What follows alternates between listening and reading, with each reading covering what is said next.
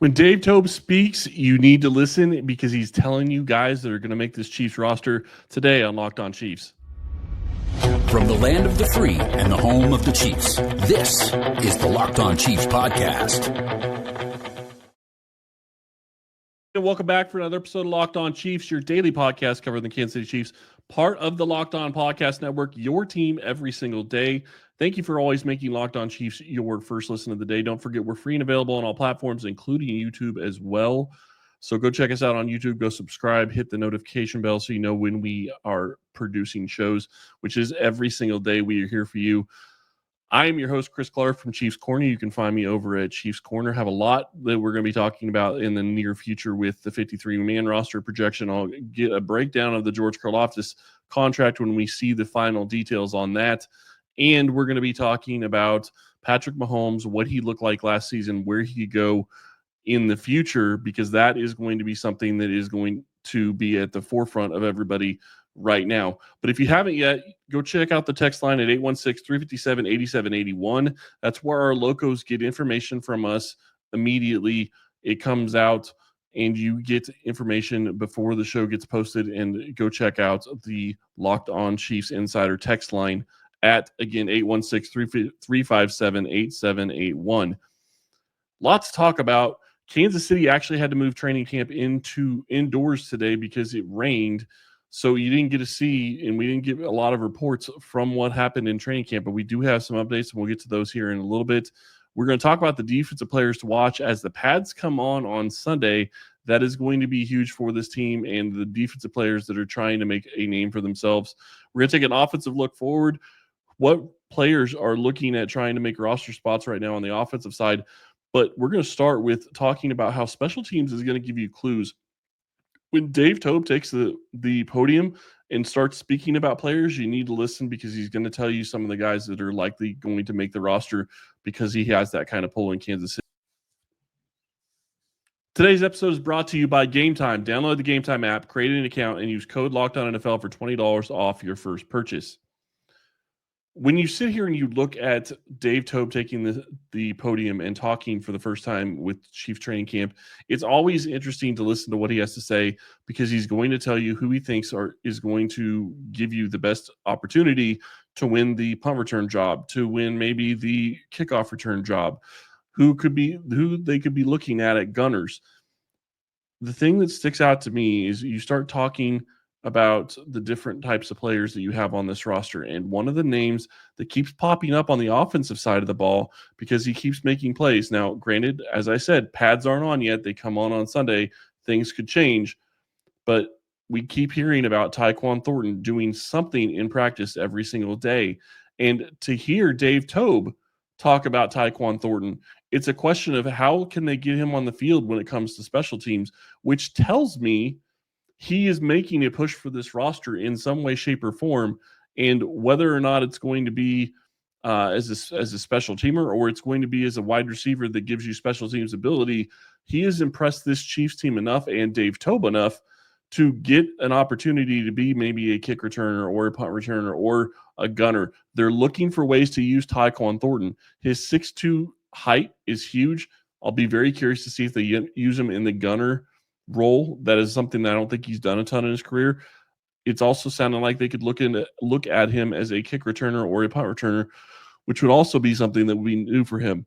So definitely something to watch there when you start looking at Tyquan Thornton getting some special team snaps, because it does mean a guy that a lot of people looked at before the offseason program started as a guy that probably didn't have a chance to make this Chiefs roster. And now it sounds like he could be making the Chiefs roster, and especially with the thought process that you could be losing Rashee Rice for the first part of the season with the suspension. So I do think that it's potentially possible that Tyquan Thornton makes it, and he was looking like he could push as a wide receiver, but now it looks like they're trying to find a role for him in special teams, which is going to be something he would need to do if he made it as the team's fifth wide receiver. The other guy that Toub mentioned when it comes to kickoff returns, he says, and punt returns, is Nico Remigio. He says that Nico is far and above everybody else when it comes to that position. He's got a stranglehold on the punt return job right now, which tells me that he is going to be on this roster as long as he is able to stay healthy. And that does give them a good situation because Nico showed that he has the ability to do that last year. The question with Nico is, can he produce at the wide receiver position if he needs to? They can essentially put him on, or they could essentially bring up somebody to return kicks or punts if they absolutely needed to and have them on the practice squad if they had to. But having somebody like Nico Remigio that could be on the active roster on game day and maybe give them something at wide receiver, that's what he has to show he can do throughout the rest of camp, is something that they really could use. The other thing, another guy took the podium today in Nick Bolton, and Nick Bolton talked about how when you look at this defense and when you look at this team, his aspect of this team is just a third of what they have to do. And he emphasized how important special teams are. And I bring that up because we're talking about what Dave Toub was talking about. Dave Toub also brought up Jeffrey Bossa and said that Bossa is doing fantastic on special teams. He is a guy that is going to be a core special teamer for them this season. And Bolton talking about Bossa in that same sense tells you kind of where they think he is. Sounds like he is going to be one of their core special teamers. He's going to be likely the fourth linebacker on this team and somebody that can play all the defensive positions is what I would guess. We'll see how they use him when the pads come on and what they have him do on defense. But Bossa is a rookie that I'm going to be very excited about to see what he can build into and see what he can contribute past just his ability to play special teams, because I think that's one of the reasons they drafted him was for his special team ability, but they also looked at his ability to cover in the passing game and knowing that he has the ability to potentially grow into that role and give them something else at that position because they're going to need linebackers in the near future in Kansas City. So Jeffrey Bossa talked about by Dave Toub. Nico Remigio talked about by Dave Toub. One of the other things that Dave Toub talked about is the fact that the Chiefs don't have Justin Reed anymore, so the emergency kicker is going to be either Matt Ariza or Eddie Chaplitsky if whichever one wins the punting job. So that is going to be your backup kicker. A lot to talk about when we start talking about the offense, how things are going to play out for this team, and when we get back, we're going to be talking about the offensive players. I'm really looking forward to seeing when the pads come on right after this. Have you ever decided at the last minute to head to a ball game with friends and family? Maybe it's a game day and you suddenly realize you want to be in the stands. That's exactly where Game Time comes in. It's the easiest way to grab last-minute tickets without the stress. With the money you save on tickets, you can splurge on food, drinks, merchandise, or even invite a bigger group to come with you. Game Time makes it possible. Game Time makes buying tickets fast and simple. Prices on the app actually drop the closer you get to first pitch, and they've got incredible last-minute deals, clear seat views, and a lowest price guarantee that takes the worry out of buying. Game Time is the official ticketing partner of Locked On MLB, making it easy to browse the app for an exciting upcoming MLB game. Tired of endless scrolling, trying to find the best deal? Game Time's zone deals pick the best seats in the section for you. Seat views right in the app before you buy so you know exactly where you'll be. Take the guesswork out of buying tickets with Game Time. Download the Game Time app, create an account, and use code LOCKEDONNFL for $20 off your first purchase. Terms apply. Again, create an account and redeem code LOCKEDONNFL for $20 off. Download the Game Time app today. Last minute tickets, lowest price guaranteed. Pads come on.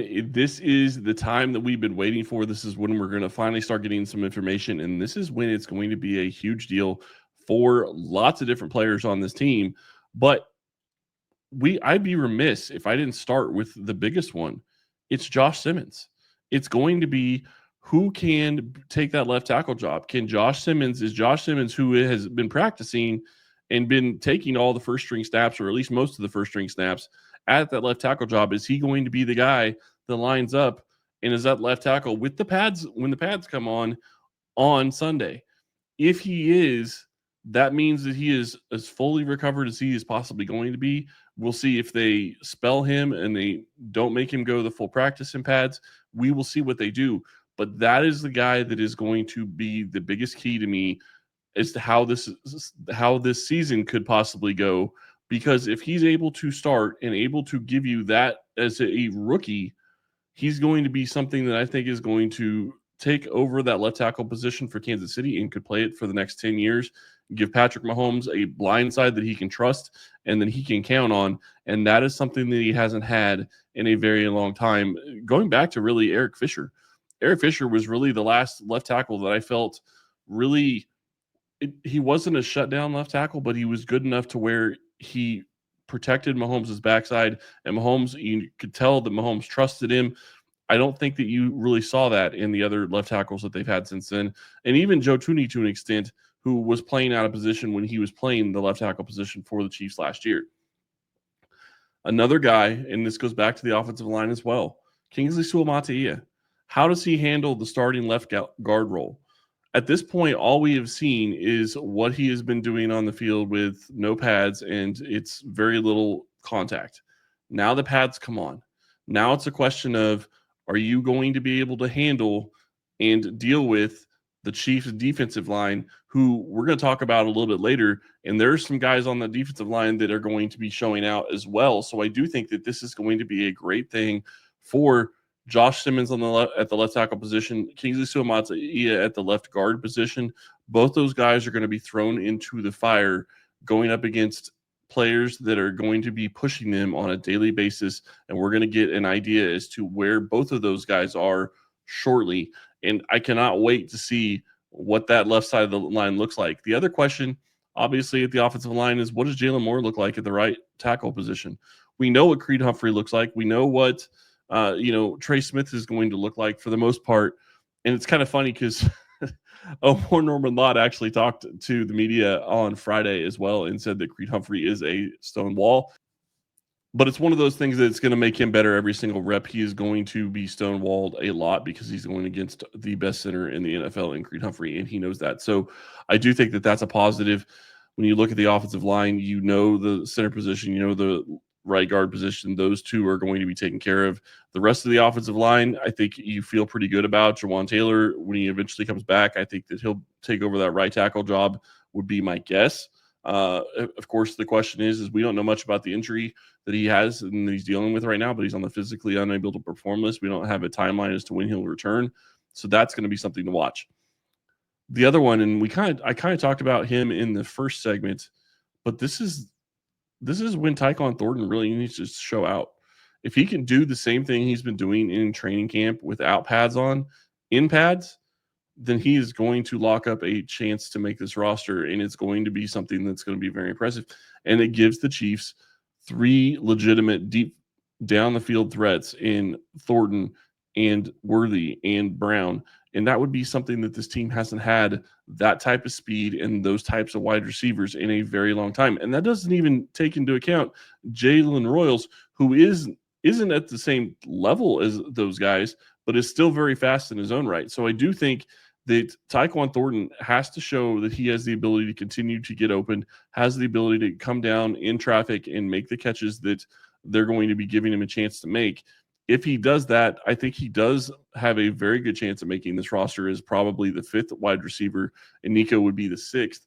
And at that point, and that's because I'm counting Rashee Rice as being suspended at the early part of the season. I do think that that's probably going to happen. So I do think that when you're looking at the wide receiver group, you're really going to have seven, and Rice isn't going to count until he's able to come back from suspension.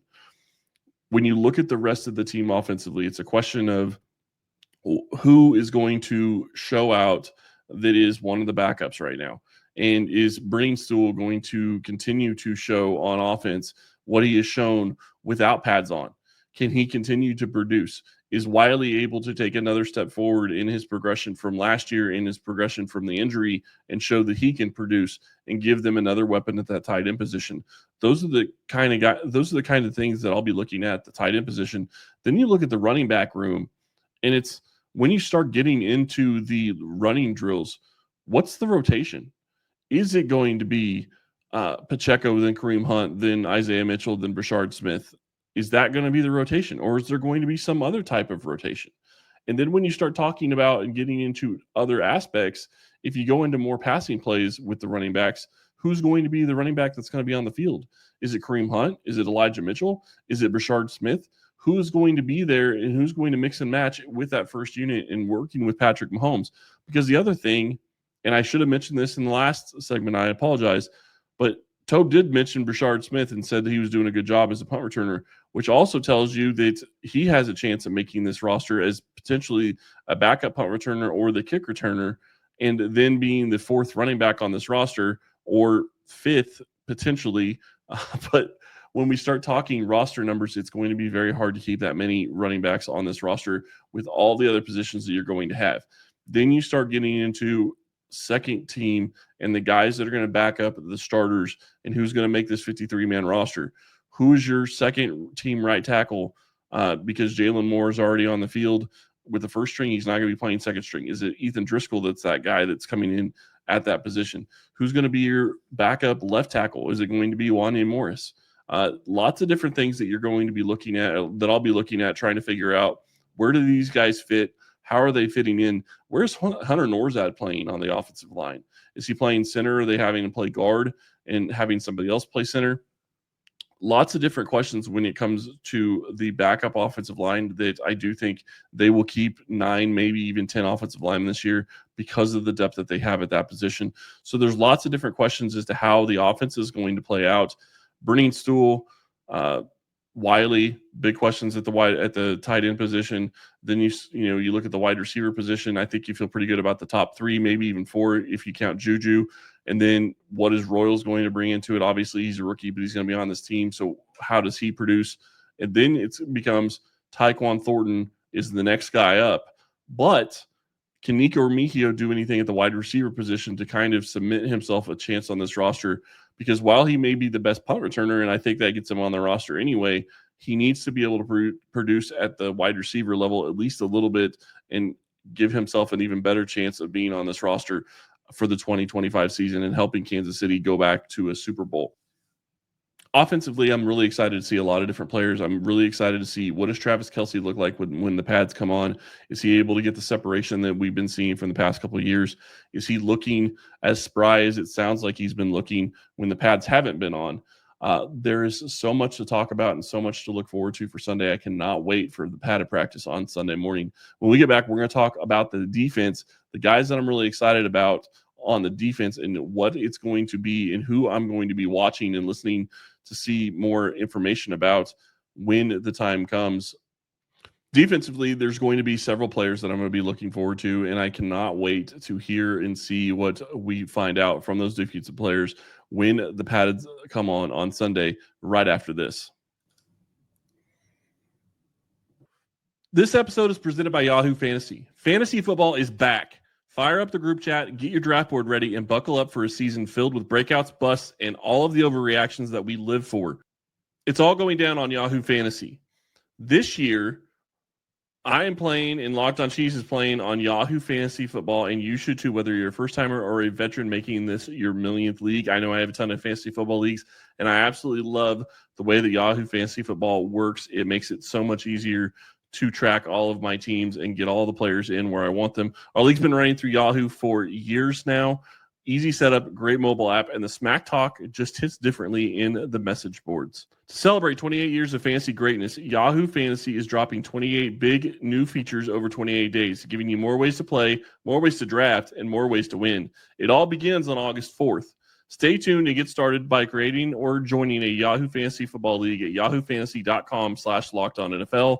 That's yahoofantasy.com/lockedonnfl, and let's make this fantasy season the best one yet. Defensive players to watch when the pads come on Sunday. This is going to be very exciting because there are so many different players that you start listening to and seeing some of the stuff that's coming out in OTAs. You start seeing some of the stuff in training camp, and it's a question of, can they continue to produce when the pads come on? Can they continue to do what they've been doing when the pads come on?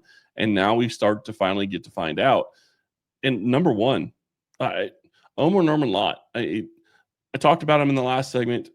When it came to Creed Humphrey, at this point, it's just a matter of he's getting reps with the ones. Can he produce? Can he show something with the ones? Can he play next to Chris Jones and give them a defensive tackle that can get after the passer and give them the ability to push the pocket at times? If he can do that and he can be productive and he can be in position, that is going to be huge for this roster. One of the things Ryan and I have talked about all offseason is that they needed to add depth at the defensive tackle position. I don't think they did enough just getting Omar Norman-Lott. I think they needed to do more.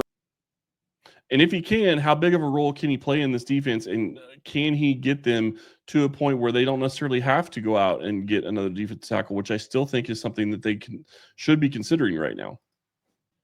One of the biggest things and one of the biggest position battles that I'm really looking forward to watching and hearing more about and seeing more about is going to be the corner position. And how does that shake out in training camp when the pads come on? We know who the corners are that have been getting the first string reps. We know who we think is going to be the guys that are going to be playing in those roles. And we know that Christian Fulton still is not practicing. He's still on the pup. And he's one of the only 3 players that isn't playing right now, along with Juwan Taylor and Trey Watson. So there are going to be questions as to whose position or whose place he's going to take when he is able to play. And I do think that he probably knocks Jalen Watson down, but he could be in a situation where he has to earn the job over Jalen Watson. But based on the contract, I do think that they signed Christian Fulton expecting that he's going to be the starter, and I do think he's going to be CB2 on this team.